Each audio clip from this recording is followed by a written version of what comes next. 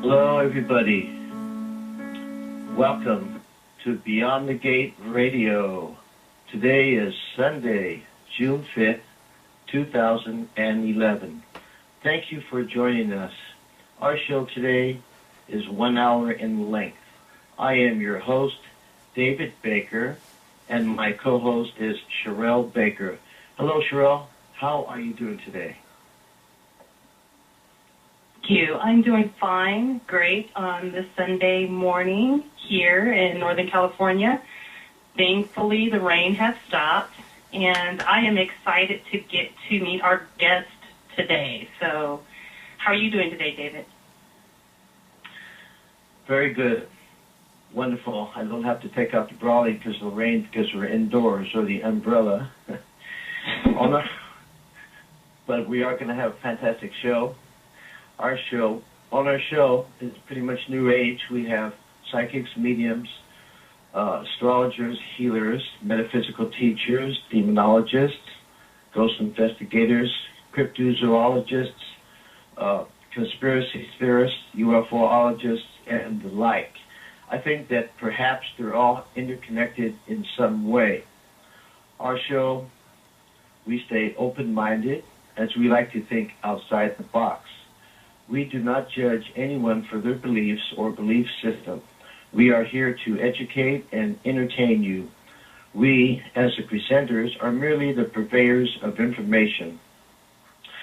And I would like to tell everybody that we would like to take you beyond the gates to see what's going on in the world beyond our known world. And with that, we have a special guest today, and I mean a very special guest from the UK. And he really doesn't need introduction because I'm sure that everybody listening knows who Nick Pope is.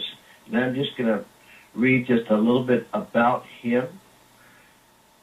Nick is the author. He's the author, journalist, and a TV personality. Nick Pope worked for the British government for 21 years at the Ministry of Defense. In the course of his career, he served in a number of different posts, but is best known for work that he did between 1991 and 1994 when he was posted to a division where his duties included investigating reports of unidentified flying objects. The purpose of these investigations was to see whether anything reported might pose any threat to the defense of the United Kingdom or suggest the existence of anything that might be of more general defense interest.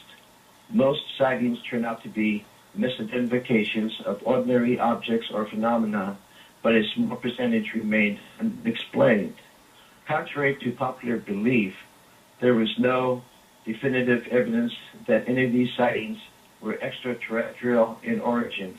However, the Ministry of Defense remained open-minded about the possibilities and took no position on the existence of extraterrestrial life. And Nick has been in the media, on TV. He's got a number of books published, including Open Skies, Closed Minds, Operation Thunderchild, The Uninvited, Operation Lightning Strike. And there's also some DVDs produced as well. Those are just a few. If you go onto Amazon.com, you can see them all. Right now on my desk, I have a couple of books which I just pulled off my research shelf of his that I really enjoyed. One of them is The Uninvited. The other one is Open Skies, Closed Minds. Well, instead of listening to me rattle, let's bring on our guest, Nick Pope. Hello, Nick. How are you doing? And welcome to Beyond the Gate Radio. Thank you. I'm doing fine, and it's good to be on the show. Thank you so much, Nick. You know, you've been in the public's eye for years now, as well as Coast to Coast and the History Channel, and I can go on. So you're quite well known, and I can name on one hand the top people in the world of ufology and other things that you do on one hand. Like I had no idea that you were looked into ghosts on military bases and other types of things. And in your book, The Uninvited, for example, you have sections on where people have been abducted by who knows who, but some of the cases cannot really be explained other than what perhaps the person that reported what happened to him, it could be that. We don't know. But I noticed that my interest was sparked in that because of the book Missing Time by Bud Hopkins years ago. And the reason I'm interested in this, besides, ghosts and spirits, because I'm a psychic medium and a teacher, is that when I was about 7 years old, I was living in San Francisco, and on the radio they said that at the time they called it the flying saucer was flying over a certain area, and there was a crowd of people watching. So it was in my area. I went outside and saw like 20 people looking in the sky. I ran to the corner and I saw this silvery object just hovering there, probably about 500 feet up, not knowing what it was. And I had many sightings since then, but that's what really sparked my interest because I was curious as to what it was. And I noticed that during your years as an investigator in the MOD, you must have looked through a lot of information, and I'm sure the great majority of it was just, common things like a balloon or some type of weather phenomena or something like that, but there's a small percentage that could not be explained. So what do you think about those small amount of reports that just couldn't be explained? What is your take on that, Nick? Well, those are certainly the ones that are obviously self-evidently of interest. I think one of the big problems with the UFO phenomenon, but with perhaps the paranormal and other mysteries more general, is the huge problem of the signal-to-noise ratio. And if we could find a way to quickly weed out the UFO cases that are either clearly something pretty mundane or completely bogus, I mean, in terms of it being a hoax or something like that, then I think we could quickly zero in on these more interesting ones. But to answer your question, the honest answer is I don't know. Unknown means unknown, and in a sense, I would liken UFO investigations to, for example, police investigations. If you have an unsolved murder, for example, you can draw an analogy between that and an unsolved UFO case. In other words, if you eliminate 95% of sightings and say that they're misidentifications of something perfectly ordinary, the ones that are left, what they aren't. They're not weather balloons, they're not meteorites, they're not satellites, right. But you don't know what they are. Unknown simply means unknown. So, again, it's this police analogy, and until and unless some new piece of information comes to light, the case will just sit there unsolved, whether it's a murder in a police file or a UFO sighting. That makes a lot of sense.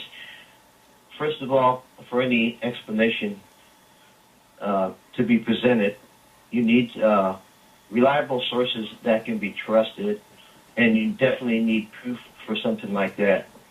And whether the United States government or the government of the UK, whatever they may know, I'm sure that if they knew the answer, they may or may not have stated it, but I'm sure that they wouldn't want to state anything that could not be, definitively proved. And as far as people doing the investigations to UFOs, they really do have to be pleased because you don't know who's out there doing it, what reliability or experience they have, and if they're going by 100% facts that they have investigated or not. But the thing is, there's a lot of strange things going on in the world, and yes, there is something unusual in the skies, and yes, people have experiences, but what they are or who they are, what's going on, we really don't know. I suppose that's why the investigations are ongoing. Doesn't that make sense? Yes, absolutely. And I think there are two other important issues. You mentioned investigators. And I think that's important. Sometimes we can focus so much on the phenomenon, or phenomena, if you believe, as I do, that there are probably a number of different things, overlapping things going on. But you can focus so much on UFOs that you actually forget to take a look at the investigators. And that's actually quite important for two reasons. Firstly, some investigators, self-evidently, like back to the example of police officers, some police officers are going to be better investigators than others. Some UFO researchers are going to be better than others. So, and the other issue, of course, is that some of them go into an investigation in what I think it's fair to say is a conclusion-led approach. In other words, some believers will go in almost hoping and wanting that what they're investigating is going to turn out to be extraterrestrial. Skeptics will go in with an almost 0% expectation of finding anything odd at all. And both those approaches are completely wrong because they're putting the answer before the question. A truly dispassionate investigator should say, well, look, whatever my beliefs are, I'm going to set them aside and I'm going to go where the data take me. That's one issue. The second issue, of course, is the question of what resources the particular individual or group has available to them. Now, I was incredibly fortunate when I was doing my investigations, whether it was UFO sightings, alien abductions, crop circles, ghosts on military bases, whatever, I had effectively the whole resources of the Ministry of Defence behind me. So I could literally lift the telephone and say to Air Force colleagues, we've had a fascinating sighting, please pull the radar tapes and let's see what we've got. Well, I don't think there's an equivalent in the civilian UFO community where they would be able to do that. So I was incredibly fortunate. If I had a photo or video, again, I could phone up various scientific and technical intelligence analysts, the sorts of people that get, for example, satellite images analysed and enhanced. I could tap into that whole area of expertise. So again, when you look at the investigators, you ask yourself, one, are they bringing their own beliefs to the table when actually they should be leaving them behind? And two, do we have the tools to do the job? And sadly, in many cases, the answer is no. That makes a great deal of sense. And even seasoned investigators that are very knowledgeable, sometimes they can't help but tainting a certain case. They should be totally professional, walk in the case with a blank mind and see what's going on here without thinking about anything. Put it on the peripheral or get it out of your mind and look into it like a police officer. What happened here? What's going on? If you do that, it'd be the information would be untainted. And additionally, we do know the hardware exists because it's been filmed and witnessed by credible people. So we do know that there is some type of craft, machine, or something there. But trying to get to the information as to who's operating these things is like you see some footprints in the snow, and you want to find out who this person is. So you follow the footprints out to an open field in the snow, footprints stop, and then there's nothing. Like, where did they go? So that's kind of like, I think, how we are, like, who's operating these things? I'm sure the government doesn't know, otherwise they wouldn't have been concerned. I don't think anybody really knows because the intelligence behind these vehicles are very elusive. Yes, absolutely. And by the way, in case any listeners are thinking that I'm somehow claiming that government has a monopoly on good investigation, I should say I've seen plenty, looking through the archive of Ministry of Defence files, I've seen plenty of Ministry of Defence investigations that have been totally mishandled. No way claiming that government doesn't make mistakes in all of this itself. But yes, I think whatever we're dealing with is certainly worthy of study. It's certainly elusive. I think, again, it's easy to forget that the United States Air Force, for example, Project Blue Book, under that name and of course previous ones, looked at this issue for over 20 years with no real resolution. The British government's UFO project ran for even longer. Now, if governments and military all over the world, and of course many other countries have looked at this, study this, but it's, whatever it is, it's still so elusive that there's no definitive answer. It shows actually it's a very difficult subject. And of course, unlike, I think, conventional science, where you get something in a laboratory and you analyze it, you're actually dealing here, largely speaking, and unless you are lucky enough to have something like a photo or a video, you're just dealing with testimony. So it's a very difficult area of study. It's very difficult to bring to bear on it the normal tools of scientific investigation. That totally does make a lot of sense, and I must say I agree on it. Now, talking about different cases, I wanted to ask you about Roswell, but I didn't want to ask you about the actual case itself, because, you know, Randall, McRedfern, Stanton Friedman, and others have, you know, beat that to death, the actual case itself. I just wanted to ask you a question on another ex-government official from the United States, Colonel Philip J. Corso, retired. He wrote the book The Day After Roswell, and I read that book, and the information in there sounded exciting, but I really don't know which way to go on that. I would say, personally, I'm a skeptic on the material in the book myself, even though it does seem like it would be wonderful if that was the truth, but we really don't know. What do you feel about that, if you're familiar with the case? Yes, I never had the privilege of meeting the Colonel. I think we just missed each other at a couple of conferences. He clearly is who he said he was. I don't think any dispute about that.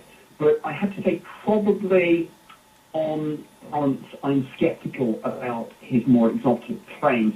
And I think rather than go into my own reasons, if I might be allowed to sort of plug somebody else's book, but Colonel John Alexander, his book UFOs, published a couple of months back, contains, I think, at the end, an appendix of, and I haven't got it in front of me, but several dozen problems that he, as a long-standing member of the U.S. Army, has with Colonel Corso's testament in terms of things that just don't make sense when you come to look at how government and the military and the intelligence community works.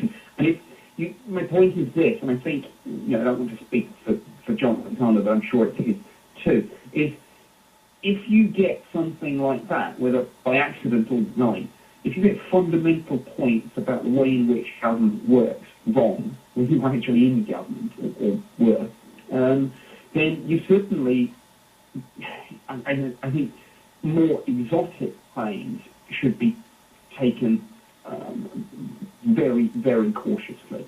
If you get the basics wrong, just about how the system works, then your exotic claims must be even more doubtful. I totally believe that. I was in the military myself, and during parts of my career, I worked with nuclear weapons, and I went from secret to top secret clearance, and I've been probably closer to nuclear weapons than most people I know. And there's, I can say the security there is amazing, and I can imagine how it is today. But being in the military, being through different adventures and things, then I've known people tell stories, and I don't mean breaking top secret information or anything like that, but just in general, how the story gets embellished, where it's mostly true, but there's some embellishments in there to really puff it up. In the book, The Day After Roswell, if some information was left out of that book, it would sound more credible, but there's extra things in there which kind of led me to believe that, I really don't know. It sounds like a pipe dream to me. I almost was convinced, but I wasn't. Yeah, I'm pretty skeptical of that, and I'm sure you're right that it's probably not worth spending time going into Roswell. There are, I just say, researchers who've covered it in far more depth than me. I mean, in a few sentences, I can probably give you my take on it, though, for what it's worth. Clearly something crashed. What is interesting is that this story came not from members of the public, not from researchers, not from journalists, but the story was actually given out to the media by the US military itself, which is, I think, one of the more interesting points about the story that people often forget. But I think the other point to mention, and again, sometimes people don't see the wood for the trees here, this was 1947, and it was a totally different world. And back to this analogy of police again and crimes. If you don't solve a crime within 24 hours, 48 tops, the chances of getting a successful resolution diminish rapidly. We're not going to solve Roswell well over 60 years after the event. You know, unless there is some smoking gun in a hangar somewhere and somebody comes forward and says, oh, actually, this is what crashed at Roswell, here it is. We had it in this hangar and now we found it. Unless that happens, you know, documents, eyewitness testimony, affidavits, you know, it's not going to count for anything. We're not going to solve it, ever. Yeah, I believe it's just too late now. But if I may ask you something that to me that's very intriguing, and I just wanted your take on it. And I read this in two different, I think one was a magazine article and one was a book, and I'm not sure if I read it, I apologize. In one of your books, or Timothy Good's Above Top Secret, or another book, I have so many books here because I'm always reading and researching, but it has to do with a particular case, maybe a decade or so more ago, perhaps, in the UK, at one of the, I believe it was one of the MOD installations. And the article stated that in one of the buildings, very secure building, there was a security person doing his rounds in the middle of the night, maybe 3 o'clock in the morning, I'm not sure. And he was walking on the floor with some very secure rooms and noticed a light shining through the bottom of the door. So the security guard entered the room and saw some type of being there, humanoid type being with kind of like a light around it, looking at something, and then this unidentified person vanished, and he went to look, and apparently there were some top secret documents that were being pilfered or looked at. And I just don't know what to think about that, you know. I really don't know. Do you have, what's your opinion on something like that? Well, I'm actually struggling to recollect, and I have read Timothy Good's books, but maybe not in enough detail. I can't actually, I'm afraid, from that description that you've just given, recollect the particular incident. Now, I should know about something like that if it took place at a UK military base, but I'm afraid for the life of me, I'm not quite sure what that's a reference to. I mean, there have been plenty of UFO sightings at numerous UK military bases. There have been plenty of ghost sightings. There have even been, and this was quite an amusing story told to me by a Ministry of Defence security guard, ghost sightings seen by the security guards on their patrol of Ministry of Defence main building itself. But quite what the story you're referring to is, I'm afraid, I'm not sure. That's quite all right. Now, in the Ministry of Defense building, I believe it was taken over by the government around 1916 or something like that. It used to be a hotel or something former, and I understand that they have cited the ghost of a chambermaid there. Am I correct on that, or close? You are, yes. In fact, up until fairly recently, there were several Ministry of Defence main buildings, Ministry of Defence buildings in the centre of London in Whitehall. Main building is the headquarters building, but there's old War Office building, Metropole building, and many of these were indeed, as you say, former hotels, and Metropole building is the one that you're referring to, I think, because the Ministry of Defence, or the War Office, as it then was, took over the old Hotel Metropole, I think, in the First World War. And yes, indeed, there is a rather sad story about a chambermaid who was apparently murdered there, and the body was hidden in a wardrobe, and ghost, supposedly of her, has been apparently seen many times over the years. What's interesting about a lot of these ghost stories, of course, is they come from arguably the toughest and most no-nonsense people of all, the security guards, the Ministry of Defence police. It tends to be people patrolling late at night.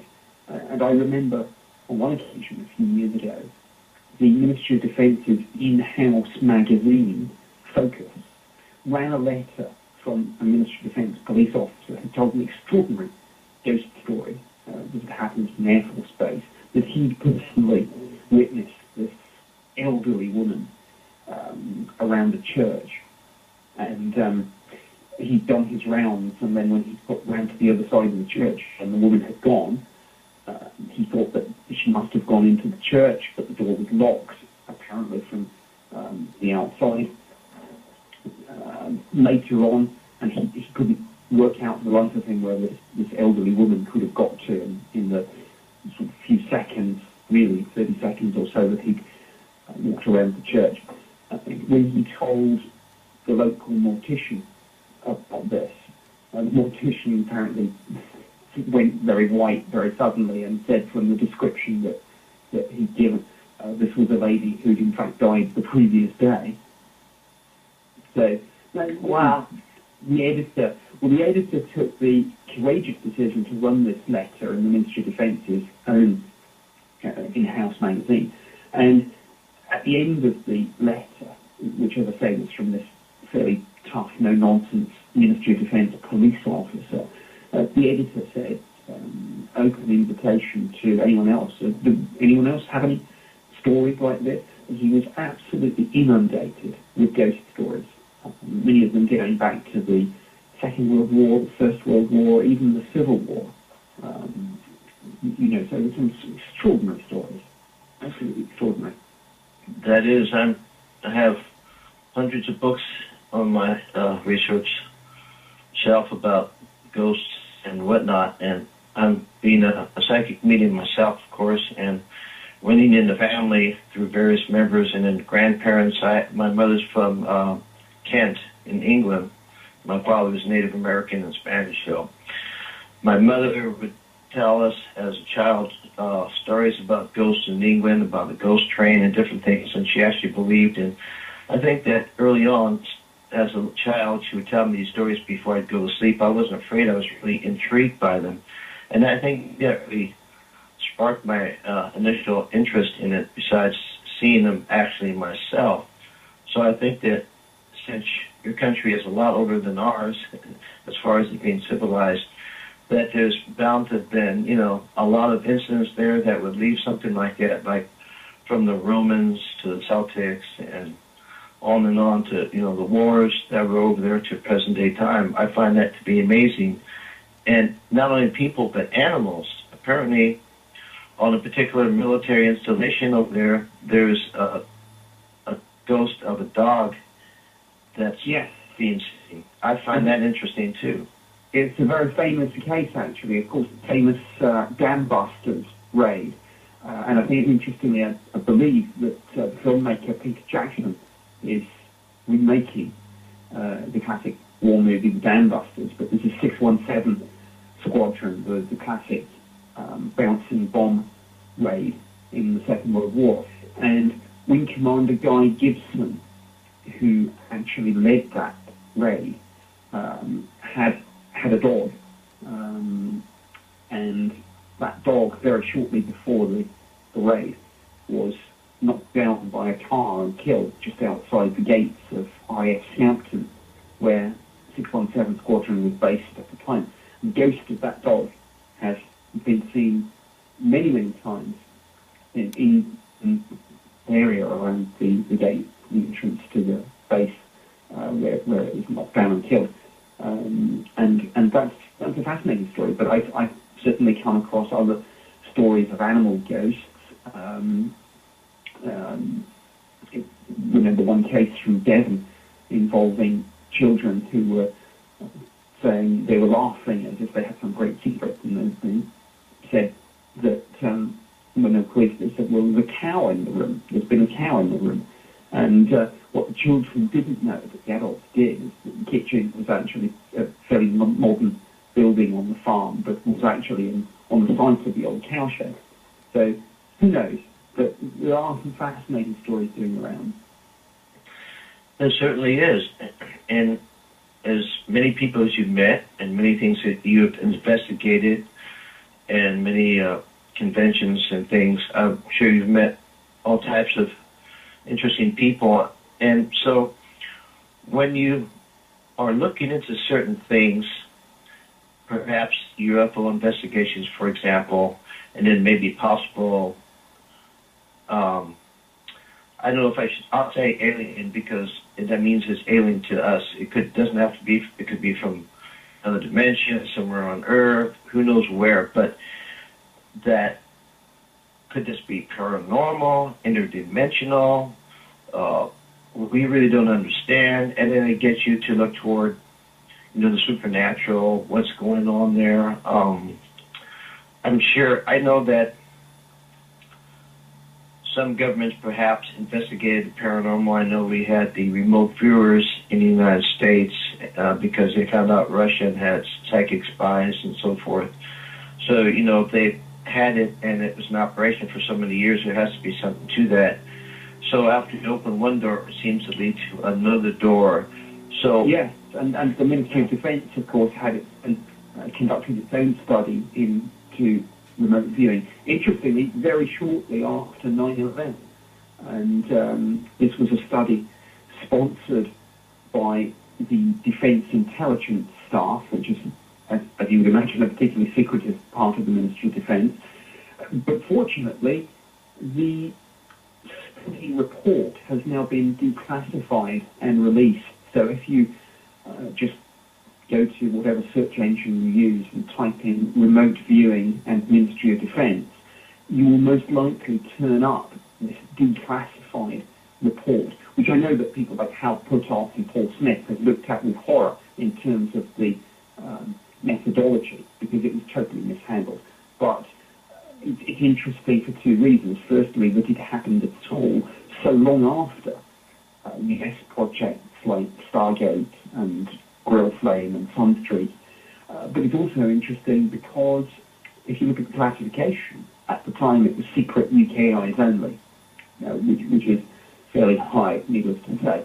So I think that is interesting, showing that comparatively recently, notwithstanding stories about obviously Soviet research into parapsychology in the 50s and 60s, but comparatively recently, the British government was dabbling with this.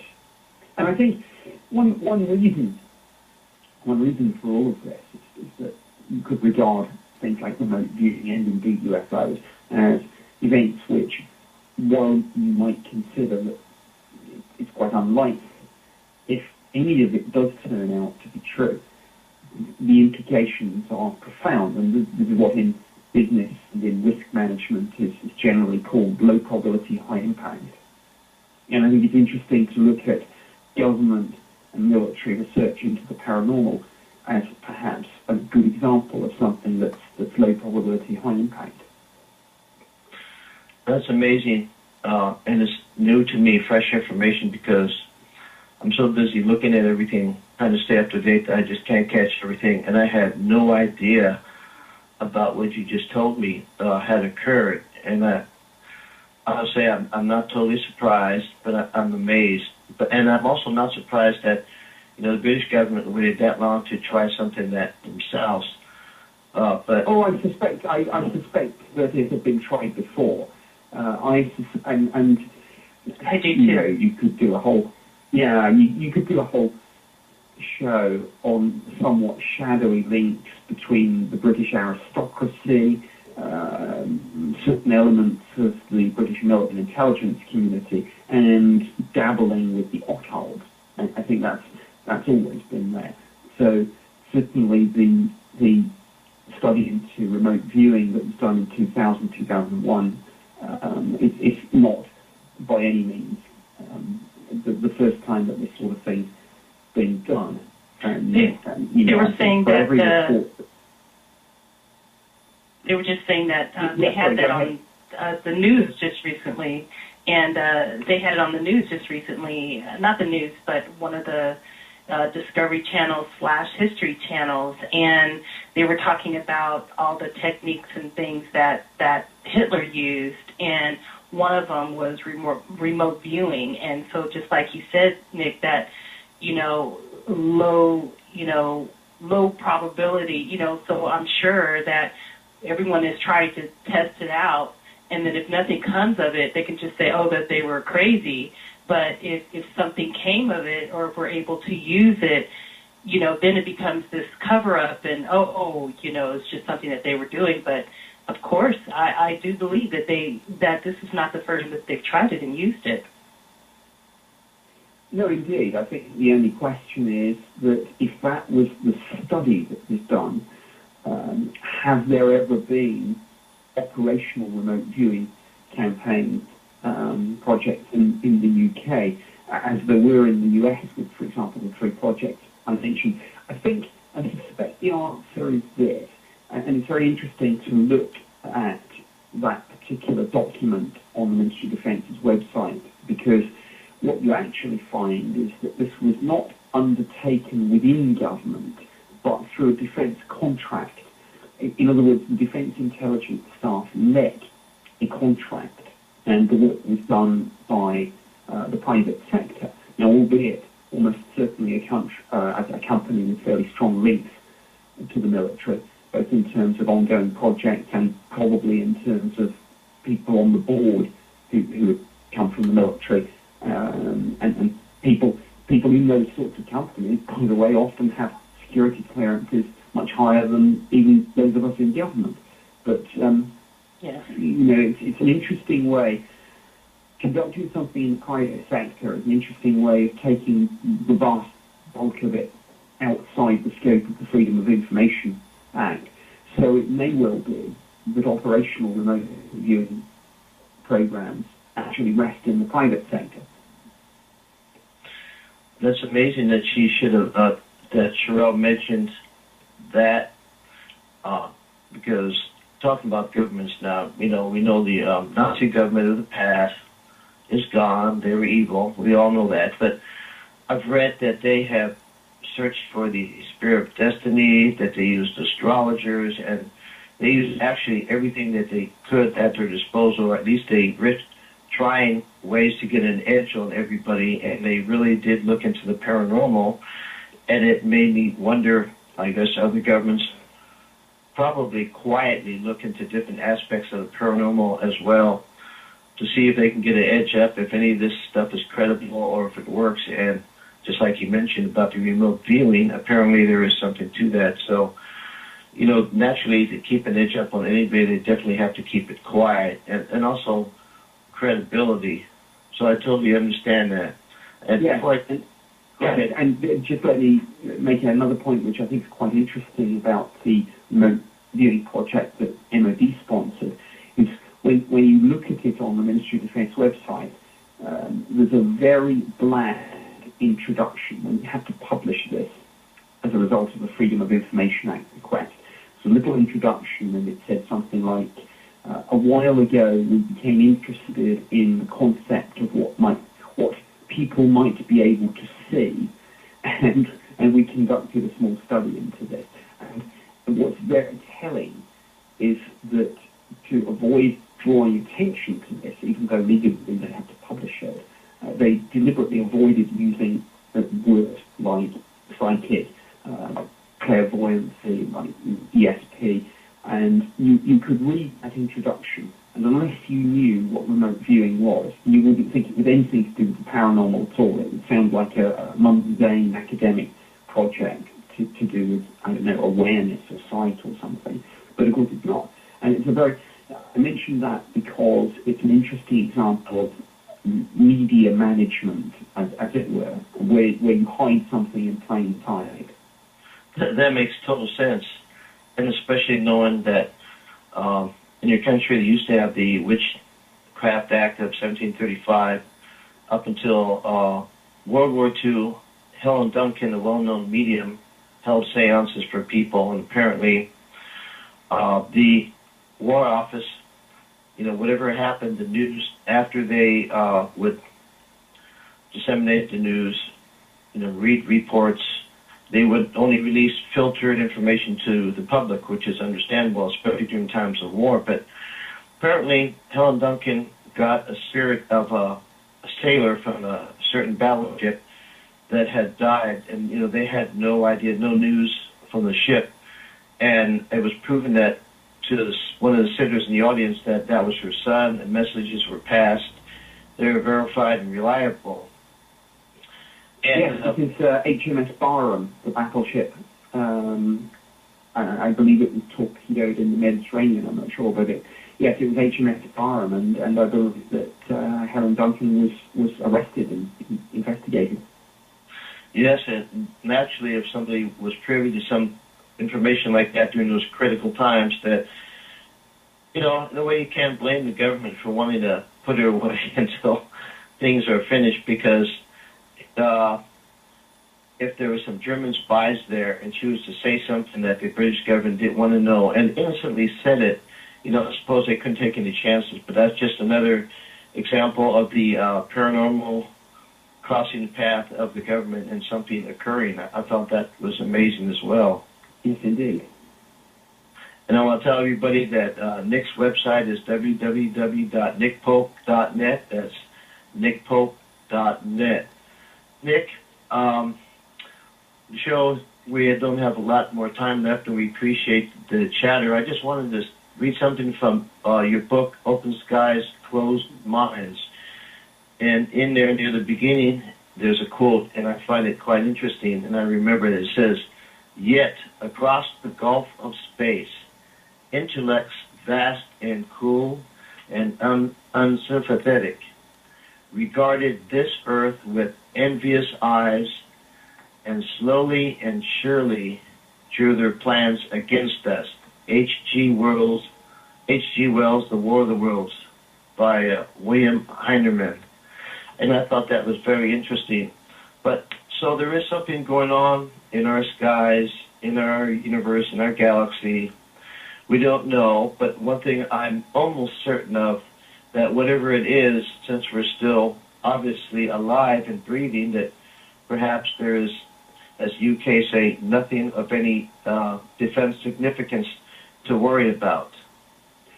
Yes, I mean, obviously, science fiction novels like The War of the Worlds are absolute classics, and people have, over many, many years, speculated what extraterrestrials might be like, what their motivations might be if they ever visited Earth. We probably don't have time to get into this, but there are some articles on my website, for example, about the Royal Society, which last year held 2 discussion meetings to talk about the search for extraterrestrial life, whether it be through radio astronomy, through the search for extrasolar planets, or whatever form it takes. But far more interestingly, the concept of, well, what happens if we find it? What will be the societal consequences? Will there be panic in the street? What will the effect be on religion, etc., etc.? And I think it's interesting, and of course we've just had programs like, I think, National Geographic did When Aliens Attack, and I was on that show, as I recall. I certainly remember being interviewed. Yes. I remember it too. Yeah, and I think, that's all well and good, and we can have fun with something like that. Obviously, science fiction movies often revolve around alien invasion. But of course, the idea of good aliens, bad aliens, evil aliens coming to enslave the Earth or destroy it, good aliens coming here to augur us into some new age or higher plane of consciousness. All of this is very anthropocentric, really, in terms of what we're really talking about when we talk about good aliens and bad aliens is us.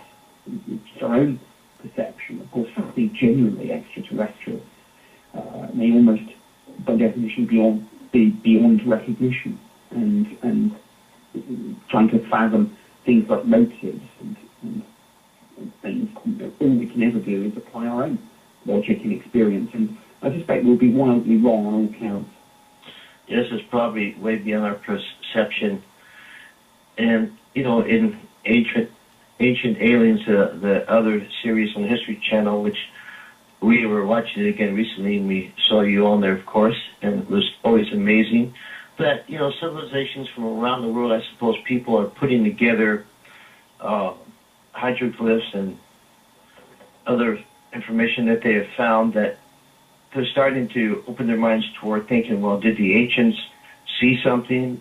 Where did they get information to build these great pyramids that we perhaps can't make these days? Some amazing discoveries. And then, which brings me to, was there life on Mars, or was there a base there, or on the moon? I read a book called Who Built the Moon by Christopher Knight, and he says that perhaps the moon could be an artificial satellite, and there may or may not be some intelligences on the moon. And I know that when the astronauts went to the moon, they didn't report that they really saw anything. And some people say, well, they did, but it was top secret, and they sprayed down the photos. And some people say, no, our government would definitely not cover up an exciting discovery like that. Do you have any feelings on the moon in any particular direction?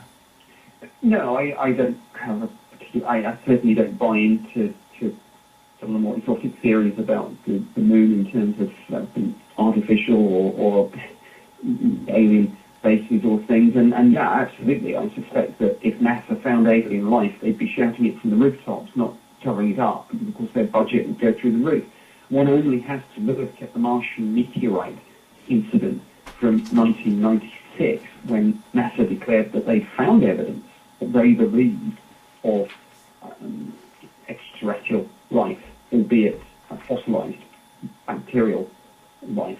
But I mean, the point about all that is that much of the rest of the scientific community was rather more skeptical and thought NASA had jumped the gun. So when those enthusiasts will imply that NASA are aware of some extraterrestrial intelligence or life and are covering it up, I mean, in fact, nothing could be further from the truth. If anything, NASA are too keen to shout alien when actually it isn't. And as I say, when you look at what's happening to NASA's budget at the moment, if they find aliens, that would be the best thing for them. And you can absolutely bet that they'd tell everyone. Yes, it just doesn't make sense that if there really was something there, why would they say anything about it? I mean, the world's not going to end if they did find something. I think that people are open-minded enough now, and if they said, oh, yes, there is a moon base or something, or if there's ruins there, or we have discovered extraterrestrials, most people would probably say, yeah, we knew it, so what else is new? You know what I mean? Exactly, and this is precisely the sort of discussion that took place at the Royal Society. Ideas of panicking the streets if people say there's alien life are just not really commensurate with the facts. Look at the opinion polls. Opinion polls consistently show that over 50% of people believe that there's life out there in the universe. Pardon me, over 70% believe that. Around about 50% believe that some of that life is visiting us, and the government knows more than it says. And you don't shock anyone by telling them something they already believe. So right. The point is, if the government turned around and said, hey, guess what, people, we're not alone, an awful lot of people would say, yeah, thought so. But just like you said, Nick, it's like panic. They don't want panic in the street. But, instead of us thinking it globally, let's bring it down and then re-expand it. So let's bring it down to like if we were parents. So we're parents, and the children shouldn't know, oh, let's not let the children watch too much violence on TV because they'll do this and they'll do that, and let's not let the children do this and that. And so now let's bring it back up to goal. okay, so now Yeah. we're the government, let's not let the children see aliens until we desensitize them by giving them little snippets of news and then the media for 50 years, and then all of a sudden here comes an alien walking down the street. Oh, it's an alien. Okay, no big deal. Let's all continue to go to dinner or whatever. So that's kind of how they're trying to desensitize us from that. But then, like you said, now 70% believe. So now what's the big deal about revealing everything else? Why does everything still have to be blacked out with a marker, even though, we look at the, top secret documents and half of the information is blocked out with black markers and we can't really read who said what and who authorized what. It's still a cover-up. Exactly. Yeah, well, and here's another interesting point. Just perhaps going back to my earlier point, self-evidently, if you had a War of the Worlds type invasion scenario, yes, there would be panic in the streets. But short of that, no, I don't think there would be. There's certainly no evidence to suggest. And if there was an announcement of some sort, here's an interesting point. People in the UFO community often get obsessed with this idea that one day the president will go onto TV and say, my fellow Americans, people of the world, we are not alone. We have conclusive proof of extraterrestrial life. Now that's the UFO community's fantasy, as it were. What they haven't taken into account, being conspiracy theorists themselves, is that if that announcement was ever made, large parts of the community, not them maybe, but other parts of the community wouldn't believe it. So you have a very interesting situation there, I think, that few people have thought through. That makes sense, because people have said the government has lied before, so why should it be any different? And that type of announcement would be like the president saying, I talked to President Lincoln's ghost last night. You might read about it in an article that it was mentioned, but he wouldn't make a pronouncement like that. Indeed, and one I guess, other point on that is going right back to say something like Roswell. There would be no problem with any president saying, we found alien life. What there would be a problem with would be a president coming forward and saying, we've got some proof of extraterrestrial life, and by the way, we've had it since 1947, which means that every successive administration has lied to you about this. Now, that might be a constitutional problem. Although, in fact, of course, with things like the Manhattan Project, there are precedents and good examples of things where you, for very good reasons, don't tell people things. So who knows? But I throw that in as an interesting piece of speculation. There's no problem saying there's aliens. There is a problem saying there's aliens and we've known about it for over 60 years. You're totally correct on that. They have to be careful of how they speak, of course. And there's a saying, there are more things in heaven than earth, Horatio, and I believe that. If people would realize just how vast our universe really is, through images from the Hubble telescope, for example, and now in science with quantum physics, and them thinking that perhaps there could be other dimensions. There's so many new discoveries. There's so much going on that we couldn't possibly know half of what's really out there anyway, and I don't think we really ever will. Much of what is going on in the unknown, or beyond the gate, as I like to say, will always perhaps remain a mystery. Sure. Yes, and that's not necessarily a bad thing. I think life would be pretty boring if we had an answer for absolutely everything. Mysteries are quite fun. That's true. That's right. I know that if I had gained something easily, like I won the lottery, for example, and was rich, then I'd say, the next thing I'd be doing is, well, what's the purpose of life? I'm bored. But to not be rich, but to try to work toward that goal keeps life interesting, and I think that's really amazing. So I don't think we should have all the questions answered. I like the mystery myself. And with that, Nick, we're nearing the end of the show. So this is your platform, sir. Could you tell us about anything coming up that you have going on? Anything you'd like to tell us all? Well, I'm engaged in a fairly broad range of activities, much of it television-related at the moment. both in terms of contributing to other shows on History Channel, Discovery, National Geographic, and in terms of helping create ideas for new shows. So yeah, I'm involved with a whole range of stuff, and as and when any of this comes to fruition, I generally try and post something in the latest news section of my nickpope.net website. That's wonderful, and we'll definitely be watching for that and watching you on. I have on my website one of the videos and the interview that posted. And every time I watch somebody question you or interview you, I notice that you're straightforward. You just tell it how it is. You don't hold any punches, and you don't make any innocuous statements or anything. In other words, you're on solid ground at all times, and what you say makes sense, especially earlier when you were talking to us about why would the government not say this, or how would they approach it, or how did your government make the announcement about the remote viewing program and how it was worded. And, I think we all have to be really careful about how we present things, especially something that we really don't have an answer for, that's only speculation. So that makes a great deal of sense, and the investigations continue, the mystery continues, and I think that's a wonderful part of life. Yes, I think just very briefly on that point about my own approach, I always try to differentiate between what I think and what I know. I think that's very important for someone in this field. It doesn't always happen, I've noticed. I noticed that, but I know that you won't. If you don't know it as fact, then you will not say it as so.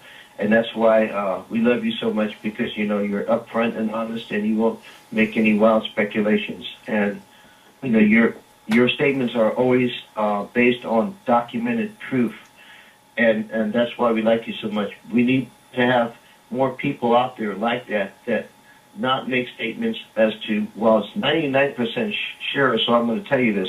If it's not 100% sure, I don't know. We're looking into it. And so keep up the great work, Nick. Thank you. Definitely keep up the great work. For someone who says, I don't know. Are you looking for somebody who says that what?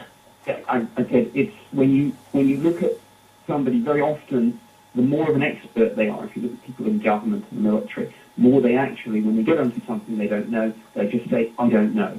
Whereas some other people will go off and start pontificating and speculating. But I always look for people who say, you know what, I don't know. And that makes a great deal of sense. I'm going to mention that I'm about to retire from my full-time job as a law enforcement deputy sheriff in a couple of weeks here, and doing investigations myself. It really is about the facts. Otherwise, it won't hold up in court. So that does make a great deal of sense. Sure. Well, Nick, we have seconds left in the show. I want to thank you so much for being on. You've been a great guest. Yes. And thank you for sharing with us today. Sure thing. Thank you. It's been good to be on the show. Thank you very much. Thank you very much, Nick. Thank you. Have a wonderful day. All right. Okay, you too. Bye. Bye-bye. Well, everybody, that was Nick Pope on Beyond the Gate Radio. What a fantastic guest he was. And we like Nick because he's very knowledgeable, experienced, sincere, open-minded, yet he will only tell you the facts, and the facts only. And that's another reason why we love him. Look for him at www.nickpope.net and watch the shows, all the shows he's on TV. Stay up to date with it. And he's also, recently we've seen him on Ancient Aliens on the History Channel. So I want to say thank you once again for listening to Beyond the Gate Radio. I am your host, David M. Baker, and my wife, Sherelle, is the co-host. Sherelle? Thank you. Hi. Thank you, everyone, for listening today. And if you have any questions about Nick Pope, just go ahead and check his website, nickpope.net. And he has a wealth of information there, and it was great to have him as a guest today. And there was a lot of things that he touched on, too, David, that were right there at the top of my list of things to talk about. And I also didn't get a chance this time, but maybe next time, to ask him about crop circles. That's another one of my favorite subjects to talk about. So just looking forward to reading more information about that and just seeing what else we have on Beyond the Gate Radio. That's very good. Yes, we did not get to that, but crop circles really do open up other doors, and I think it's amazing. Of course, they've been hoaxed, but as you well know, there's books out on them, and there's documentaries as well, that some of them appear so fast in so many places around the world that are so large and so complex that you would think nobody could possibly have the budget or the imagination to do something like that, especially when the crop circles have been scientifically investigated and found anomalies in those crop circles that are different than the rest of the soil and crops outside the circle. So yes, we definitely have to bring him back and ask him about that, or bring another guest on that knows about crop circles.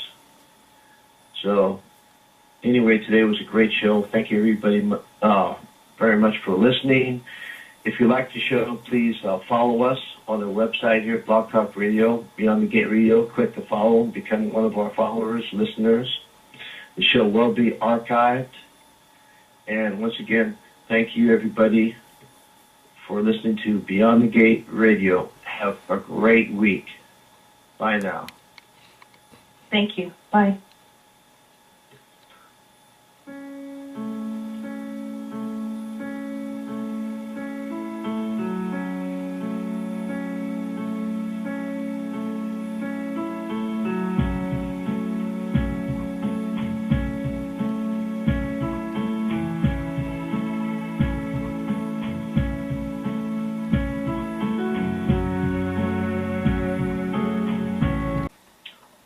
In the media, is on TV. He's got a number of books published, including Open Skies, Closed Minds, Operation Thunderchild, The Uninvited, Operation Lightning Strike. And there's also some DVDs produced as well. Those are just a few. If you go onto Amazon.com, you can see them all. Right now on my desk, I have a couple of books which I just pulled off my research shelf of his that I really enjoyed. One of them is The Uninvited. The other one is Open Skies, Closed Minds. Well, instead of listening to me rattle, let's bring on our guest, Nick Pope. Hello, Nick. How are you doing? And welcome to Beyond the Gate Radio. Thank you. I'm doing fine, and it's good to be on the show. Thank you so much, Nick. You know, you've been in the public's eye for years now, as well as Coast to Coast and the History Channel, and I can go on. So you're quite well known, and I can name on one hand the top people in the world of ufology and other things that you do. Third journalist and a TV personality. Nick Pope worked for the British government for 21 years at the Ministry of Defense.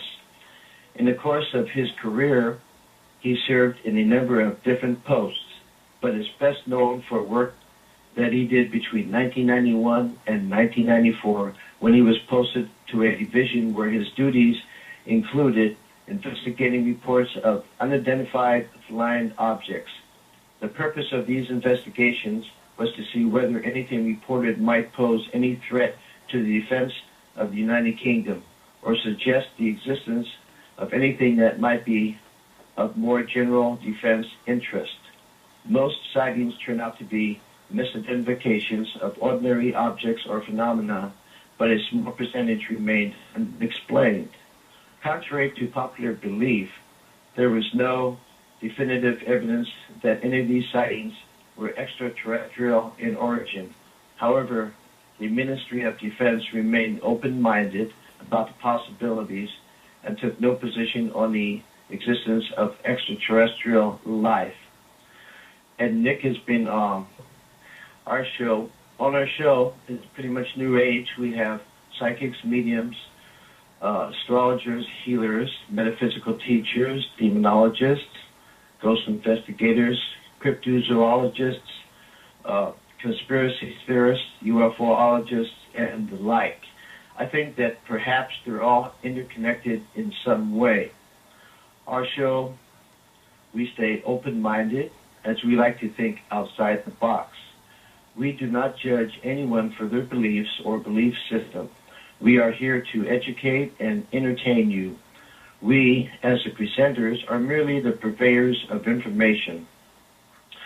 And I would like to tell everybody that we would like to take you beyond the gates to see what's going on in the world beyond our known world. And with that, we have a special guest today, and I mean a very special guest from the UK. And he really doesn't need introduction because I'm sure that everybody listening knows who Nick Pope is. And I'm just going to read just a little bit about him. Nick is the author. He's the author.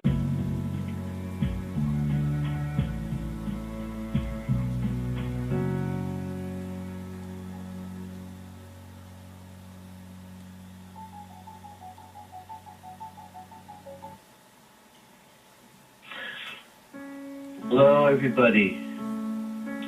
Welcome to Beyond the Gate Radio. Today is Sunday, June 5th, 2011. Thank you for joining us. Our show today is 1 hour in length. I am your host, David Baker, and my co-host is Sherelle Baker. Hello, Sherelle. How are you doing today? Thank you. I'm doing fine, great on this Sunday morning here in Northern California. Thankfully, the rain has stopped, and I am excited to get to meet our guest today. So, how are you doing today, David? Very good. Wonderful. I don't have to take out the brolly because of the rain because we're indoors, or the umbrella. But we are going to have a fantastic show. On one hand, like I had no idea that you were looked into ghosts on military bases and other types of things. And in your book, The Uninvited, for example, you have sections on where people have been abducted by who knows who, but some of the cases cannot really be explained other than what perhaps the person that reported what happened to him, it could be that. We don't know. But I noticed that my interest was sparked in that because of the book Missing Time by Bud Hopkins years ago.